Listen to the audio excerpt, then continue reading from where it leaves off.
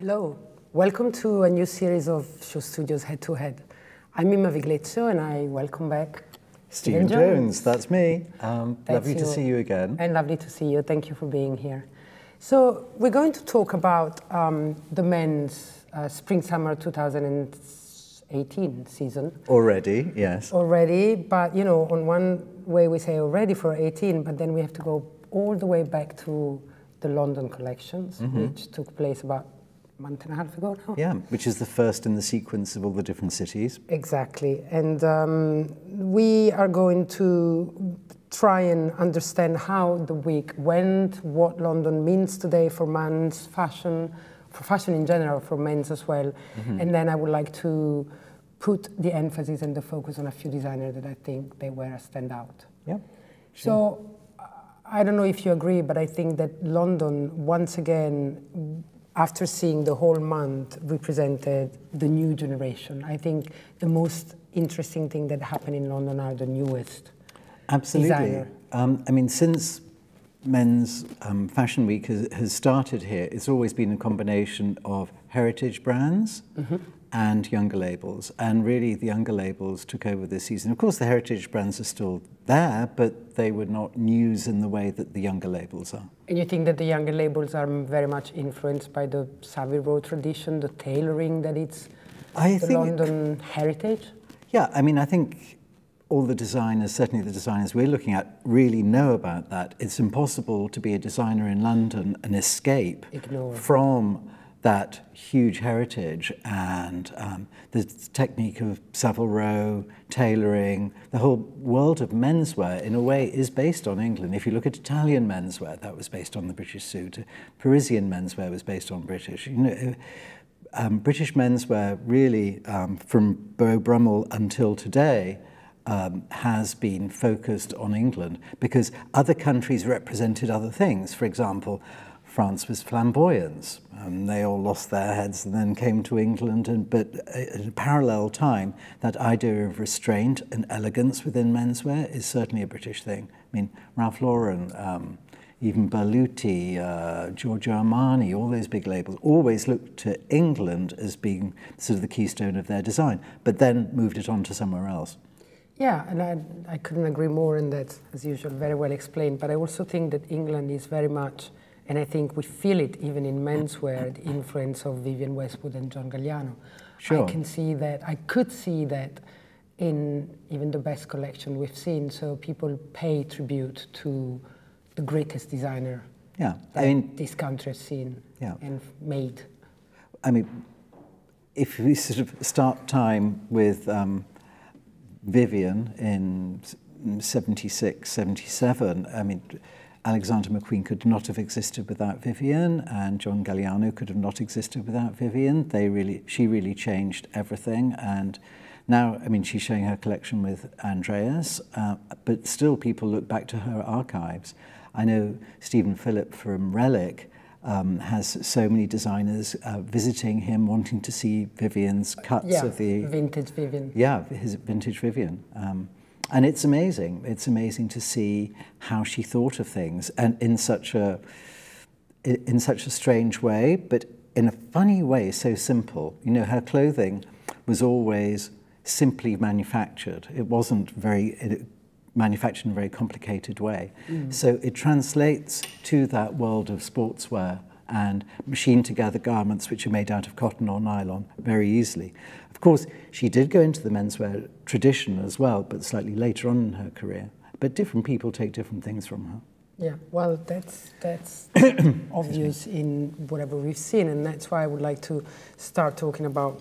I mean, I would like to discuss two designers, new designers that for me were standouts, and one that was certainly a standout, but that I have more problem in understanding. But so let's start from Craig Green, that I think did not only probably the best collection of the week, but also probably the best collection of his. And also, it was the only collection that I attended of the whole month, so it's pretty fun that it still remains one of the most beautiful. And I think it was magic. I think it was a step forward for Craig, not only because it was the best of what he does, but it was happier.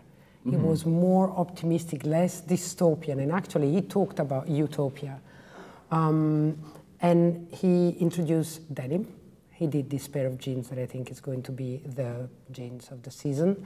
And he kept doing his headpieces or whatever he puts on people's head that were his way of introducing sculpture in his work. But then, and I don't want to use a word that it's hated in fashion, then it was more commercial, so more approachable. His collection translated into something that can become bestsellers. I think he probably loves the word commercial because, you know, he has to sell to make money and make the whole thing work. I think it's wonderful as well that he's supported by Saraband, which is, you know, Trino. Yes. This is the Alexander McQueen Foundation. And that's an organisation, a group of studios where he works from. And the reason that he has a company now, in part, is because he can be at a studio like that. So he has a great range of supporters there. I thought it was a fantastic collection too. And I loved sort of the commerciality of it with the artistic, I probably hate the word artistic, but... well, it is a little bit artistic. Yeah. I just love the fact that it's so expressive, and that takes you to a different place, and you're not sure what it is, but I'm sure you'd have fun if you were wearing that out. But I see this outfit in the centre here. I mean, I love the way that that's put together in that crazy patterning. It looks so, so good. There was something, I mean, I don't know if people can see it from the photograph, but it's quite articulate. It's not very simple, and the manufacturing and the tailoring, it's complex. And I read something, I think it was in the FT by Charlie Porter, that said it was so complicated, one technique that he was describing, that he had to say 3 times for us journalists to exactly understand what he was going to do. So it's not just, you know, styled, it's really complicated, more than complicated, complex, I would say. Yeah, I mean, but? I can see a but. But. Okay, so you have complicated clothes, and you have the technique, and you have the research that goes into them, and that whole great artistic bubble of which this is an expression. But at the same time, they are just clothes, and they are clothes to wear out and be put on a human body and to have a good time or a bad time in, or do whatever you're doing.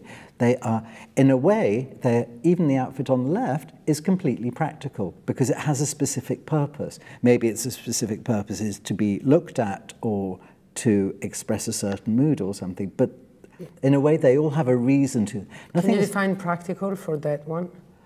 Practical? Please? Well, just for that one, yeah, it disappeared. It'll come back. Practical in the way that if you were going to an art opening, or if you yourself were as an installation, that's a practical outfit to have. It's not an outfit for going to the shops. No. And not an outfit, but there will be a time and a place for that. And that's where fashion makes sense. That's why this all makes sense. It doesn't mean that anything goes, but I may be wrong. I read that kind of things that he does like a translation, you know, that because then the way it's edited in the show, it's like a translation of an idea that comes from an art form and translate down, if we can say down, to actual garments. But you know, the way that,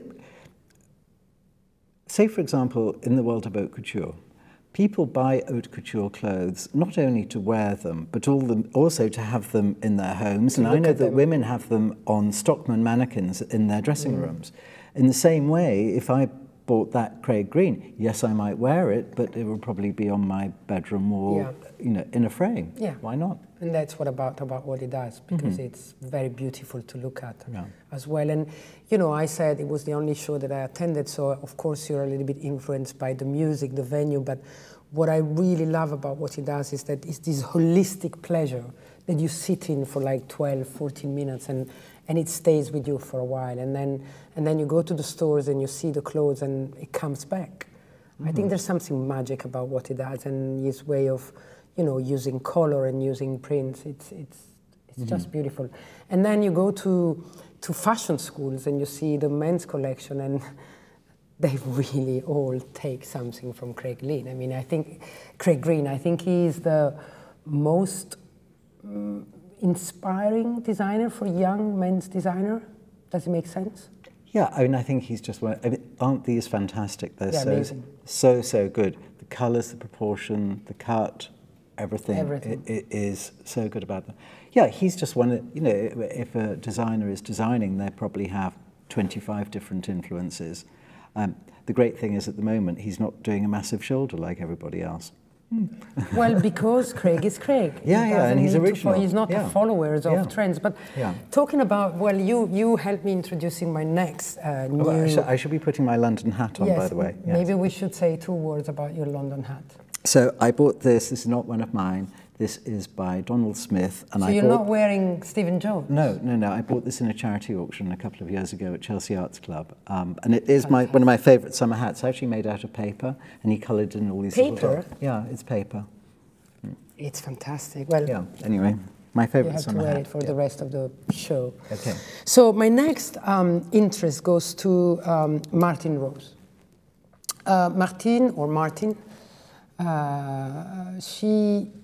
I think she did a standout show. I think she showed an incredible maturity in what she did. Yeah, I mean, when I was looking, because I didn't know her. Yeah. Very much. So you went back. So I went back and I had a look when I knew we were going to be talking about her.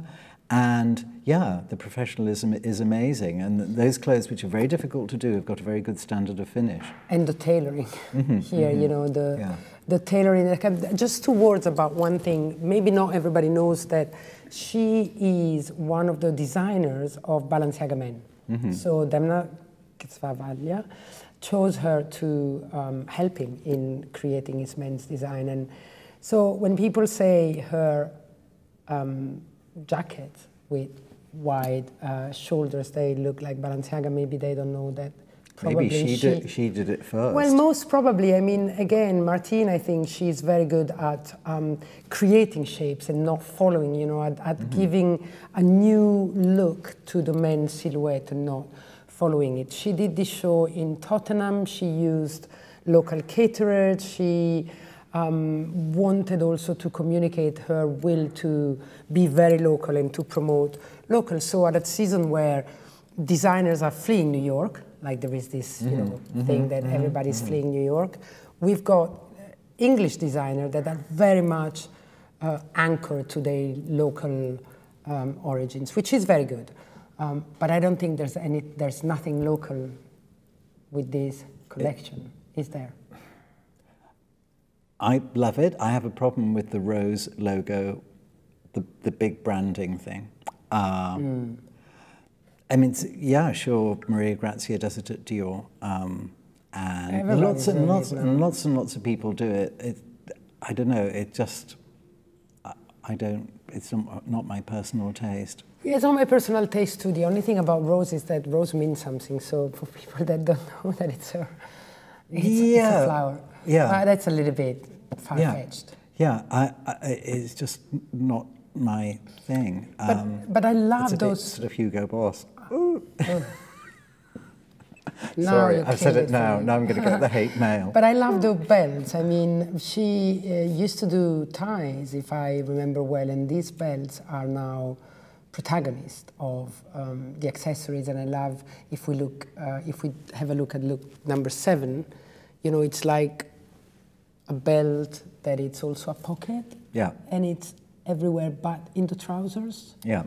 It's quite interesting. I mean, it's sort of neatly falling into that bum bag thing, which is around at the moment and was produced by quite a few different designers. The whole idea that actually not carrying a backpack, but carrying a belt. But carrying a belt. Can you carry a belt? Yeah. Carrying a belt. Yeah. Passport in it. Yeah.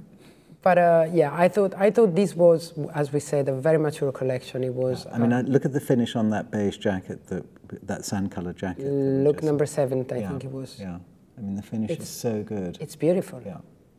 It's a suit. It's almost a classic. I mean, it is a classic men's suit reinterpreted with different proportions. Actually, he has got, number 7 did have 3 belts on. His pants aren't going to fall down. Well, they could, because if you can see, the belt does anything but holding the trousers.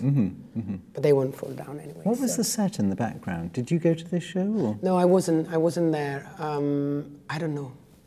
Honestly, I don't know. I didn't look it up. I have no idea what it represented. I just know that it was in Tottenham, so it was in our area. Yeah. And also, one other thing I wanted to say about Martine is that it's relevant fashion. It's very modern. It's, you know, reinterpreting, as we said, silhouettes and shapes, and yet it's wearable. Again, you know, anybody can wear it. Anybody can see something for themselves. And I know we keep saying this, and as you said, commercial is not bad, but these people have to sell clothes. Oh my God, yes. They have to sell clothes to bring fashion forward. And it's more and more difficult. I mean, I subscribe to the trade newspaper, to the trade papers, and every day there's all these nightmare stories about or stopping or independent stores stopping, large fashion companies closing down their designer boutiques, department stores which are completely deserted. It's a really, really tough out there. And especially in Britain, where there are so many menswear designers, it's such a strong thing for us. The competition is really fierce. Also because probably a classic man would go to his tailor. Yeah, but I mean, people love the idea of that, but it is a tiny percent of the population. Oh, is it? Yeah. Because, I mean, there are tailors all over the UK and all over the world, but if you think of, I don't know what percentage it is, but it's, you know, 1% or 2% or maybe not even that. Even in these countries, even in this country, yeah, because it's very expensive. So where do men buy their clothes? If men's fashion is not selling much, if nobody goes to the tailor, if the department store... men's fashion is still selling, but, you know, high street is selling a bit. People buy things online. You know, people are still buying, but not when we talk about very expensive designer fashion, where a jacket is £1,000, £2,000, suit is 2,000 and counting, two up to 5 or something like that. You know, that's absolutely outside most people's price range. So yes, people do go to more mass brands, and those are still selling, but not in the quantities. You know, all the time people are saying they want experiences now, not fashion. And the thing is that really the key is to make that fashion an experience. Exactly. I mean, we could have a whole discussion about the department stores and why they're not... That's why Craig Green is such an important designer, because it is fashion, but it is an experience too. Look. Yeah, that's fantastic. So great. Well, so I want to now jump to the one that is a standout, and I'm not sure I totally relate to, and that's Charles Jeffrey. Mm-hmm. He is the wonder boy of, you know, the youngest, one of the St. Martin's generation. He is praised by the press, loved by the youth. And I wonder, and I'd like to hear what you think about that. I mean, is it because of fashion, or is it because he is having a strong political stance, I mean, towards the change, the break-ins with the rule? I mean, this show, people were dancing, he was trying to be happy, he was trying to be a party. So I think he's more of a, you know, of a party entrepreneur / creative director / creative person than a designer. So I wonder, do people buy Charles Jeffrey? Do they buy into his world and hence then buy his clothes? Help me out here. Well, I think if somebody's buying into London, they'd probably want to buy into Charles Jeffrey, because that's what they imagine London to be. I mean, yes, because it will be working commercially, it has to, in order for him to survive, but it's probably selling more T-shirts than, you know, a giant skirt or something. So there is always a balance between the commerciality and the art of it. But I think what's so important when we look at this is just an evocation of a great spirit. You know, if we look at sort of him versus Craig Green in a way is more somber, and that's his handwriting. It has been since he started. There's something which is so effervescent about this, about going out to a party, having fun, and in a way this very much continues the Vivian tradition. There's so much Vivian in this. So much. I mean, almost quoted literally, and John. Yeah, yeah. I mean, we know Vivian as being, part of our lives, but in a way, for him, Vivian is a historical reference. For any designer working in London now, it's a historical reference. So yes, absolutely plunder all of this. Yeah, but one thing is bringing it forward and interpreting your own way, and one thing is literally doing a modern take of Vivian. Am I going too far? No, no. I mean, I think it's fine. I think if anybody was going to copy any other design or be strongly influenced by any other designer, much better Vivian than many others. That's for sure. But I mean, but it's only part of it. And it was funny when I was looking through all the pictures earlier. You started, and when we see other countries as well, you see how does that collection work with, and how does the running order work, and how do all these different elements. When you look at his collection, suddenly all those logical things go out of the window because it really doesn't matter, because that's a great outfit. And I loved it. Yeah. I loved it. And I love his spirit. He said, I read a quote, something that I thought was fantastic. He was talking about the times we're living, that he said they're like a sarcasm of their own, they're so unreal. And so I wanted to give you some way of dressing that it's real. And for someone who doesn't work in the industry, this is all but real, but actually it is. Because it's freedom, it's, the look that I want is, can we call it the new punk? Yeah, I mean, it could be, but, that punk is a continuum. It's a continuum of, in a funny way, the same group of people, but different generations, but like-minded people, from the 70s, from the 80s, from the 90s, from the 10s, and from now, who want to dress up and think that clothes are a great way to express themselves. The funny thing is, my link to him is Princess Julia, the DJ, who I sort of grew up with in London, and she knows him very well, and the same ideas that he puts into his clothing now sort of existed 35, 40 years ago, and will exist in 35 or, in 40 years' time. So which is the having fun with it? Having fun, doing this. Portray yourself, doing this, having this burning idea to dress people in a fantastical way. And that's what he's doing. And I hope he continues forevermore, like Christian Dior, who's just celebrated 70 years. But what's important is this moment now, and the fact that we're looking at it. And I have to say, we've been looking at all the different designers, but the time that you were really smiling and really expressing was now. Oh, that's what I was saying. I'm not against Charles Jeffrey. I was very honest in saying there's something that I don't get, because let me tell you something else. Not being English, not being British, and I say it in a cultural way, I don't know how to say it because I don't really believe it literally, but it's not that forward for me. Because since I have these bits and pieces of what London was, as you were saying, when you were growing up with Princess Julia, I see a lot of that brings me back a little bit. Yeah, in a funny way. But yet I'm drawn to this because it excites my brain. But yeah. Help me out here. I don't see it so forward. Okay, imagine if you were at 17 and this is the first thing you're living, not in the Southeast, and you've never seen anything like this. Would be a complete trip. That's for sure, yes. And that's what it's for.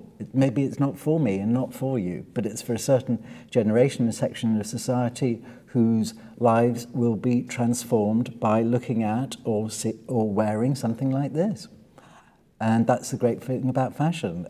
It's a completely international language. Yeah, that's a very good point. And probably that's also a very good note to say goodbye to London, unless you have something that you would like to say to conclude the London new generation men's fashion. It's exciting, and it's great that Dylan and the British Fashion Council have really pushed that, even though there's everything sort of being sort of put against them, and there's so many obstacles to overcome, but they're doing a great job, and it's wonderful that designers like Charles Jeffrey are on the schedule and they are being given the showcase. And by the way, another thing that has to be said about him, this is probably his first solo show, and people talk about him as if he's been around forever. It's 3 years, a year and a half, 3 collection, 4 collection, and so yes, and it's great to know that this brings London in the forefront of the well, even fashion. nowadays, even 1 season is a long time in fashion. Yeah, as we see in Paris. Yeah, well, let's keep it for another head-to-head. Goodbye, and we'll be back for more.